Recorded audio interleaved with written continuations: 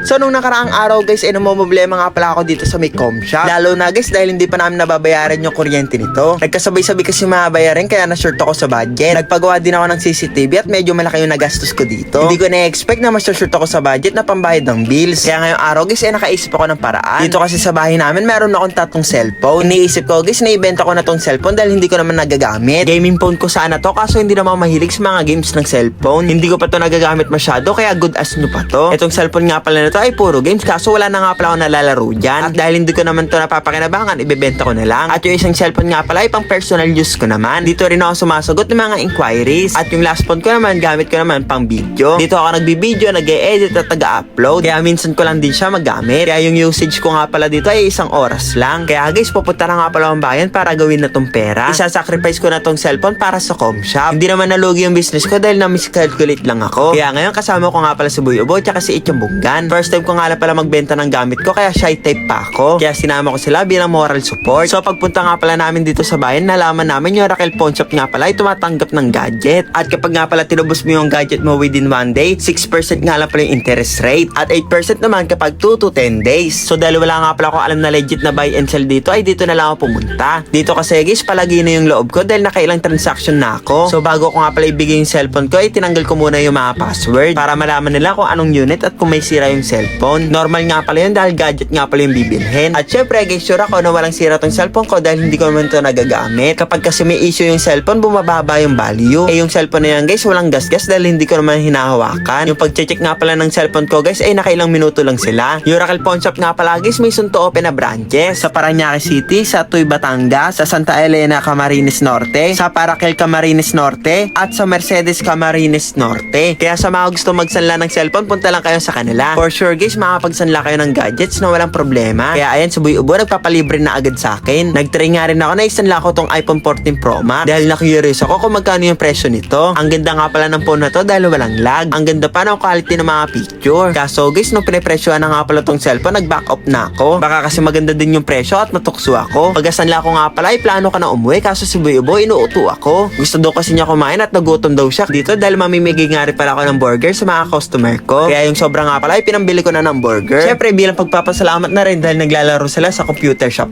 ko. Tsaka guys, yung mga naglalaro sa amin, imbis na ipambili ng pagkain yung pera nila, ipanglalaro pa. Syempre charot lang, ganun kasi yung gawain ko dati. At hindi ko rin inaasahan na pagdating ng araw, mamimigay din ako ng burger. Masaya din naman ako dahil nakapagbigay ako kapag meron akong sobra. Kaya sana pagdating ng araw, pati yung mga viewers, nabibigyan ko rin ng burger. Kaya guys, yun lang. Thank you for watching. Bye bye!